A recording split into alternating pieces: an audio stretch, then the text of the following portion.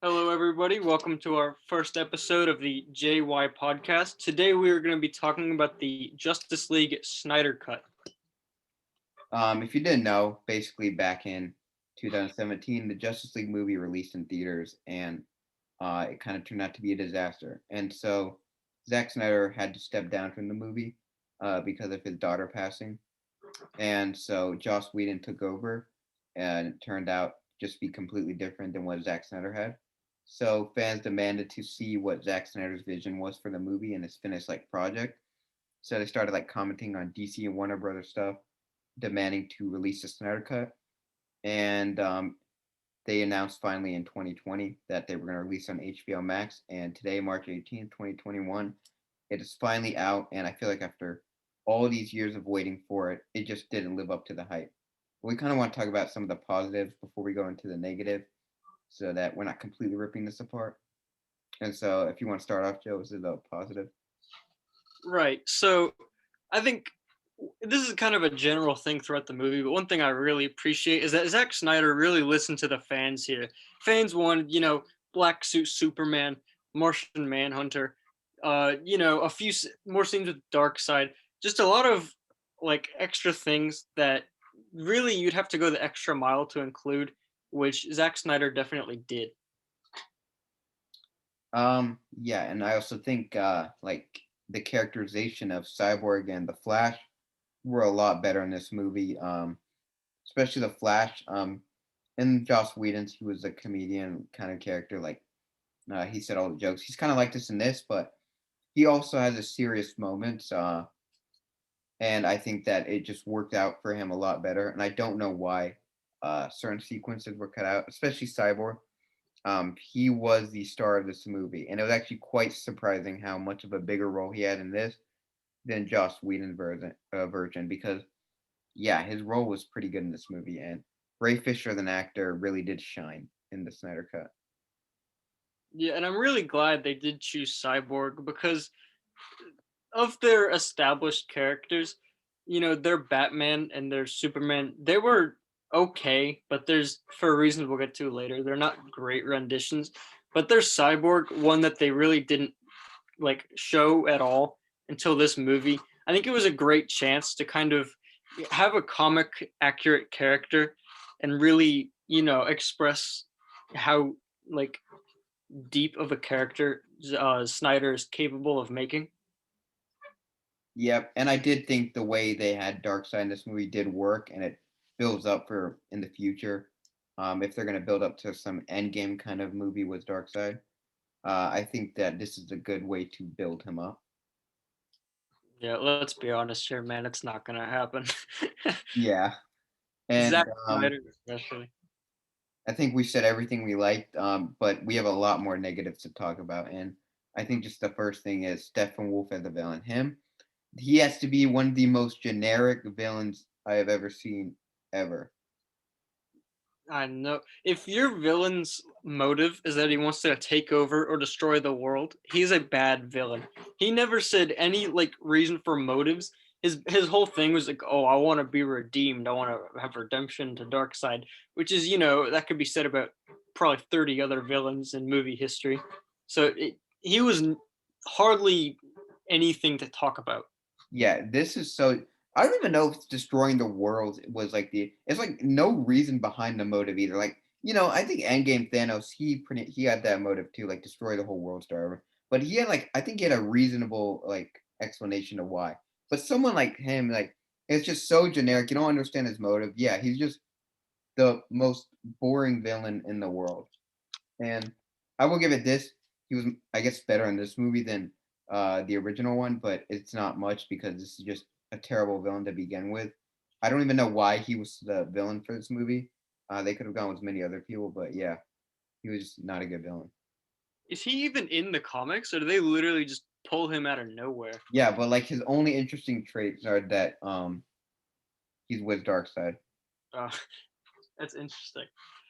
Yeah, I think another thing, if we are talking about villains, is that like the whole time they were really afraid of Steppenwolf. Kind of, they were like, "That's the strongest being I'd ever faced," And throughout the whole movie, he kind of stays that way until Superman shows up, and he makes nothing out of him. As soon as Superman like steps foot on screen, Steppenwolf stops being a problem entirely. He's basically just out of the movie. Exactly. And you know what? This is was kind of a complaint with the original Justice League too. And I guess that kind of goes to the point. This movie was not too much different than the original. Like, sure, he cut out a bunch of unnecessary joke or like didn't have a bunch of unnecessary jokes in there, a few extra scenes, but like the overall, they had the same idea with the Justice League movie. And I think even if he didn't deal with the unfortunate passing of his daughter, I think it would have been trimmed down pretty similar to what it was because there's no way they were going to release this 4 hour version in theaters. Um, it would have probably been trimmed down to 2 hours, maybe an hour and 30 minutes because this was released before Endgame. So at this time, no hero movie was over 3 hours. So this would have definitely been trimmed down, and it would, and for people that like it, it wouldn't have nearly been as good. Exactly, and that's something that really needs to be emphasized here. This movie is the length of two feature-length movies, and within that time, nothing of like real substance added to the original. It feels like if you had never seen the first version and you watch the Snyder cut, you would think like, why is all of this here? There's no reason for it. And the only reason there is because fans like wanted all the extra stuff that Snyder like filmed. Yep, people blame Joss Whedon a lot, but honestly, this movie was doomed anyways. It would have probably been trimmed, and it would have still had a bunch of unnecessary stuff like this movie has. And honestly, if your movie is not good enough if your movie has to be 4 hours long, then you have an issue with the movie. Yeah, speaking of fluff and just unnecessary stuff, I want to talk about just something that peeved me off a lot, and that was Lois Lane. Nobody like in the Man of Steel movie, there was hardly any like romance established. Like he was like a freak in that movie that no human should ever care about. But Lois Lane does anyway. And in this movie, he's trying so hard for us to feel bad for Lois Lane because she lost her fiance or whatever. But it's just taking up screen time. We don't care. Nobody cares. She's not adding anything to the story. Exactly. And that kind of wants to get me to the next point. Like, this is kind of about the last movie, but it's a flaw in this one too. Killing off Superman so soon because you really don't feel for Lois Lane or any of these characters because we've only seen Superman for such a short amount of time. We've only seen his romance with Lois Lane for such a short amount of time. So her being like, "Oh, I will never love anyone as much as I loved him," just kind of felt forced and just yeah, this death was way too soon. Um, I don't think anyone even like found it sad that much because we barely even got to know Superman. And Zack Snyder should have waited to do this much later. I know it didn't feel like anything. And when he was brought back, he's brought back the very next movie. You know, like it really when Exactly. he was by the way, he was brought back in like the very last hour of the movie. He basically wasn't even part of it until pretty much the end. It felt so just thrown in there. It was part of the original, and even in that one, it felt like it was there just because they couldn't think of a way to beat the main bad guy. So they're just like, oh, Superman. Exactly. I am honestly maybe like if they want to kill Superman also soon, not have him be brought back this movie. Maybe like cliffhanger he's brought back soon, and then next movie kind of focus on him being back. But just yeah, this was not a good idea to have Superman die so soon. And another issue I felt like in this movie was Ben Affleck's Batman. Um, in Joss Whedon's version, a lot of people were like, "Yeah, Batman is just not good in this. He's like kind of useless." And it's pretty much the same here. I think the only useful trait he has is he just helps, I guess, set up the Justice League in a way. But like in the fight sequences, the Flash, Wonder Woman, Cyborg, Aquaman, and Superman, they all get to shine in this fight. Batman, you don't really see shine that much in this fight. He kind of just gets kicked around. I know they portrayed him as such a musclehead, which isn't Batman at all. The Batman is an interesting character because instead of having just like punch, action, explosion like Zack Snyder really tends to do, they're able to come up with creative ways for him to overcome his enemies, kind of like in Batman v Superman, but usually with even less punching. And in this movie, he didn't do anything like that. Against the parademons, he just started throwing hands and using his grapple hook and then getting beat up. And then in the later like final battle type thing, he ends up using a laser gun and just shooting parademons, straight up killing them, which isn't his character at all. Yeah, honestly, I mean, I don't know how most people are feeling, but for me, this movie, Batman was just not that good. I guess maybe nerfed in a way because like I feel like, the Batman v Superman kind of Batman, if he was in this movie, he would have done a lot more. It just felt like a much different version of Batman in this movie, is how I'd word it. Also, Manhunter being included. Oh, yeah. He was just unnecessary in my opinion. I feel like if they just completely removed him, it wouldn't have made much of a difference. Yeah, it felt like the whole point of him being in the movie was for him to at the end. I guess it's kind of a spoiler. He just comes up to Batman and says, "Listen, we need to find the thing for the next movie." But even then, that didn't need to be Martian Manhunter. That could have been anybody at all. And him being thrown in is so weird. Yeah, it was just unnecessary, and it was just for the sake of fan service, which I think Zack Snyder does a lot in this movie to get fans more excited. Like Joker, for example, um, as terrible as that was, he advertised him in the trailers and stuff, um, and he only had one scene throughout it. Like, there's even these promotional pictures, and he had like a whole different look. I'm pretty sure I read somewhere. I don't know if it's true. It was probably unreliable. Zack Snyder said he was gonna have like three different looks throughout the film, and it was just not true. Um, I think one thing to thank is that the line "We live in a society" got cut from the movie. That was just not necessary at all. Yeah, he. I feel like they did that with more than just those two characters. There was a whole bunch of characters thrown in there for no reason. This is kind of a spoiler, so if you don't want to hear, I don't know, close your ears or something. But he added Slade Wilson, Deathstroke, Iris, a whole bunch of extra characters, and they're never gonna see the light of day. There's no sequel for this movie. Sorry to disappoint you, man. He was supposed to be in actually the Suicide Squad, the sequel for it. But I guess after they changed it and got an actual good director, James Gunn, for it, he's not going to be in it anymore. And yeah, he's just like.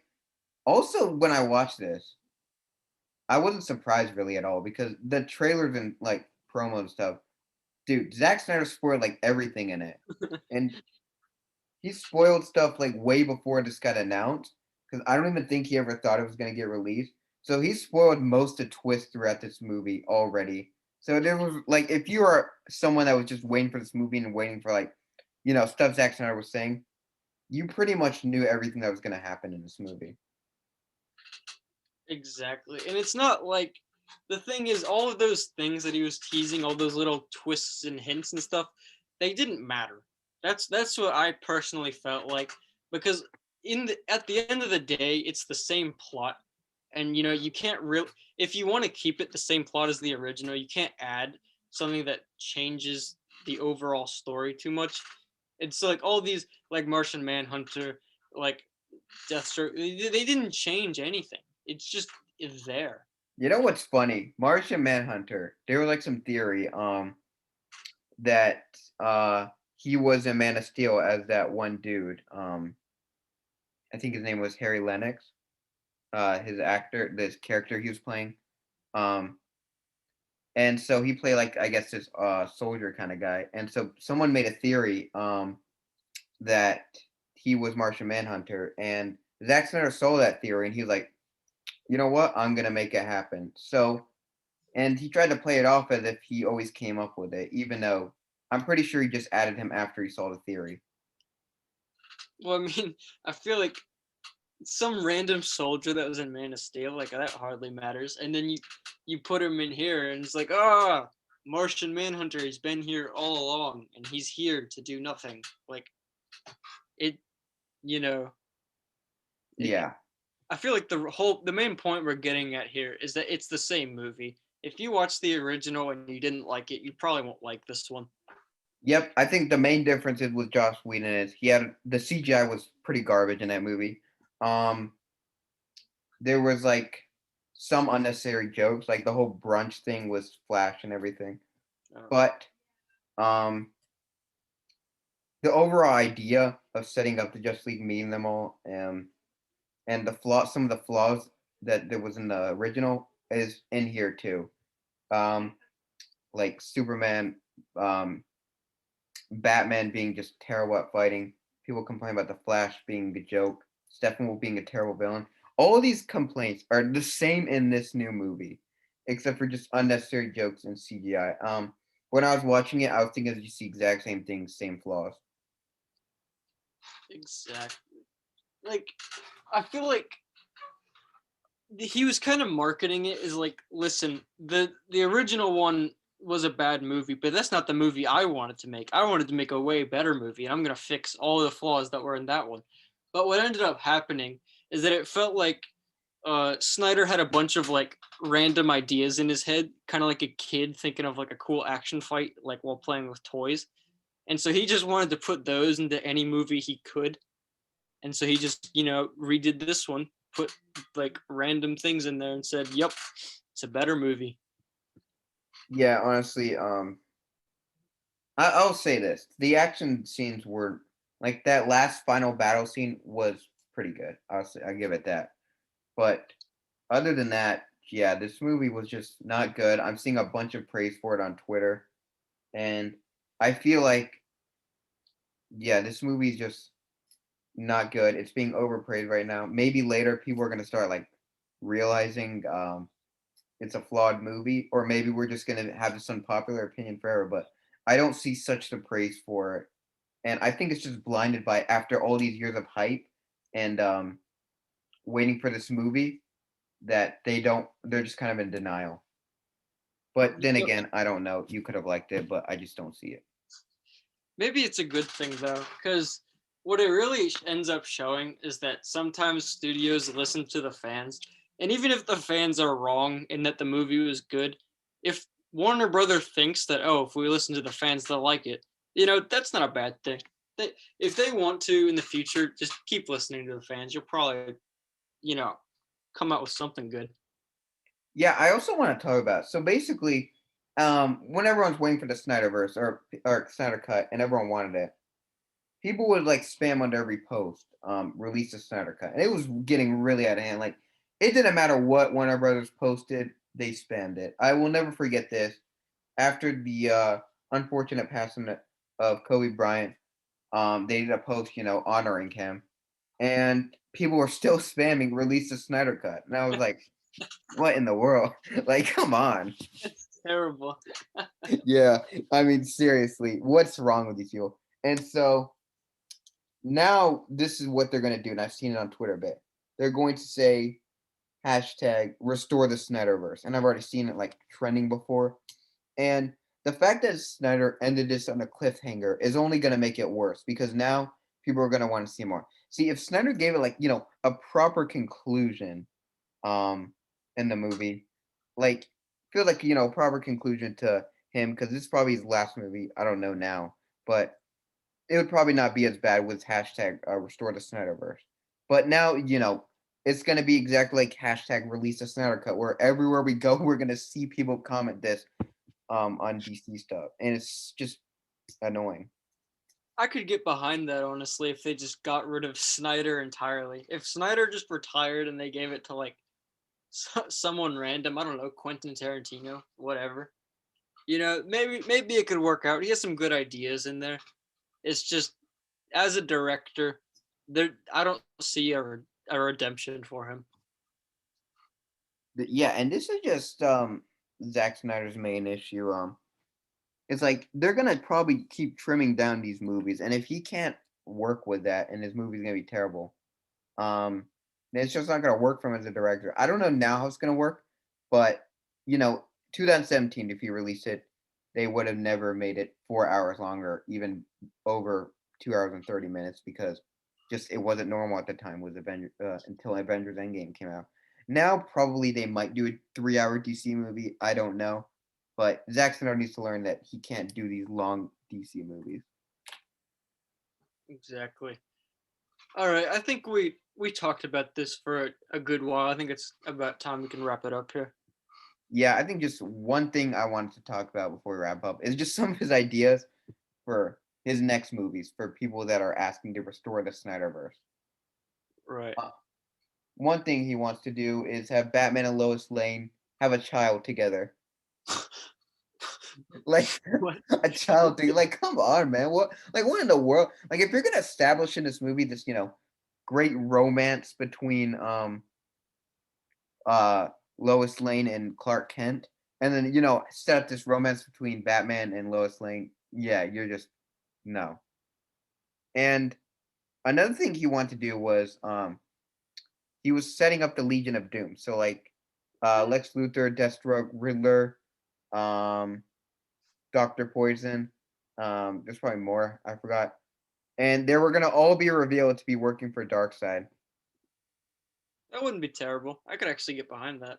I don't know, man. I feel like that just reduces them to henchmen, which is not like something I want to see with them. Uh, it's true to DC Comics. That's pretty much all they do. Is just make things henchmen. I don't know. Yeah, But I yeah, don't. I can see where you're coming from.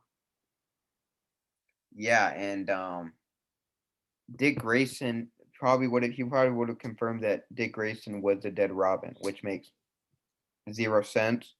I don't know why he can't simply just do Jason Todd. I think he just wants to like do a special story, but any logical thing would just be um Jason Todd. Yeah, I think he just wants to be the against the grain cool kid with a leather jacket. That's all. That's the vibe I've always gotten with him. Is he just thinks he wants to stand out, and it never really works.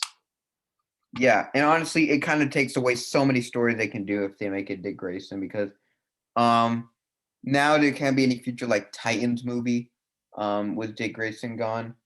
And with Jason Todd around, now there's gonna probably be no Red Hood unless they want to kill two Robins.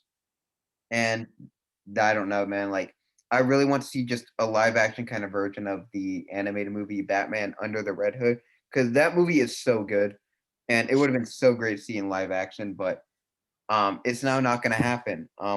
They could retcon that and just say it was Jason Todd because he never said in the movies that it was Dick Grayson dead. So they could always do that, but I don't know what Zack Snyder wants to do.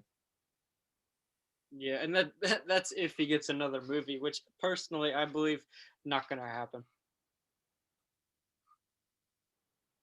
Yeah, I don't know. I don't want to see him go forward with the Snyderverse. I think just wrap it up here. The DCU is pretty much a mess right now. I don't even know where they're going, but they just need to keep Snyder gone for a while. Especially with his ideas for these next movies. They're not that good, and just yeah, I'm not a fan of this movie, and I'm not gonna be a fan of his other ones. I didn't like Batman v Superman. Man of Steel was okay, but yeah, All right, I think we're about done here. Do you want to just to close it out, give a out of 10 ranking? I would say 4, maybe 3. yeah, maybe 4 or 5. They're the cool, I guess, cool sequence with the Flash, going back in time and Cyborg and stuff. That was all cool, but other than that, like especially the first hour, it was slow pacing and it was just boring. Yeah, I agree. So that's going to be it for our first episode. Hope you tune in next time for the next episode. This has been the JY Podcast. Signing out.